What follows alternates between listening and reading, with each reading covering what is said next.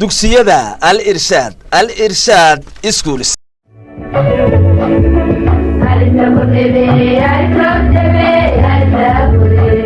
السلام عليكم ورحمة الله وبركاته والدين يا أرضي وحسدين الساينسكا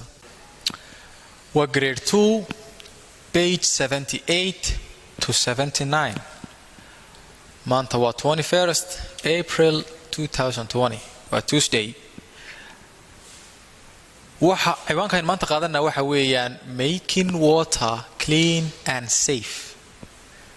wasaynu biyaha uga dhigan lahayn kuwa nadiifa oo aan dhibaato inoo geysanayn arday hadaba water from ponds biyaha aynu ka keeno ama laga soo qaado balayadu and other sources iyo sourceski kale ama meelihii kale laga heli jiray biyaha ee aynu ka soo waranay waxaanu raarday biyaha waxa laga helaa meel fara badan oo ay kamid ahaayeen wells ceelashi ponds balayadii lakes harihi rivers wabiyadii aan sea iyo badi waayahay hadaba water from ponds biyaha aynu ka helna balayada and other sources iyo meelihii kale imkaan ka waramayay maybe waxay noqon karaan dheertii kuwa uskaga waayahay maxaa uskageenaya sometimes mararka qaarkood things shayadu fall ama sometimes mararka qaarkood things shayaa fall ku dhaca into the water biyaha dhexdooda waayo biyaha idinka soo waramayay sourceskan idinka soo waramayay ma laha dee dabool weli maad aragteen balay dhan oo daboolan ama har meel ku taalo oo gebigeegaba daboolan no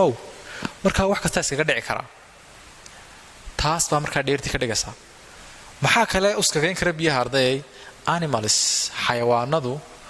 come to the water biyaha way u yimaadaan ama biyaha way yimaadaan to drink saw cabaan xayawaanaduna waxay iska yimaadaan biyahan meesha yaallo iska yimaadaan oo way iska cabaan meentay cabaan bay iska tagaan may wax bay ku sameeyaan maxay ku sameeyaan they urinate way ku dhex kaajaan aan waliba inta kagama tagaane pass stool way ku dhex saxaroodaan in the water biyaha dhexdooda this hadaba waxaan xagga sare aynu ku soo sheegnay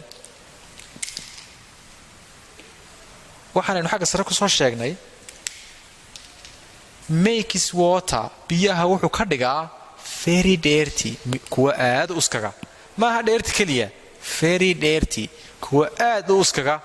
ayay ka dhigaan biyaha xayawaanada ku dhex kaajaya ee ku dhex saxaroonaya iyo shayada iskaga dhex dhacdhacaya biyuhu ilaan biyuhu waa biyahan dabooleyn haddaba maxay nagu waajiba we must clean waxa inagu khasaba we inaga must clean waxa inagu khasaba inaynu nadiifino our water biyaheena goormaynu nadiifinanaa before we use it intaynaan isticmaalin haddaba arday siyaabaha biyaha loo nadiifinayo ee looga dhigayo kuwa nadiifa oo aan waxba ina yeelayn casharada ku xiga ayaanu ku qaadan doonaa waxaan rajeynayaa inaad maanta casharkan maanta aad fahanteen intaasuna casharkeenu maanta inoogu dhan yahay waanad salaamantihiin thank you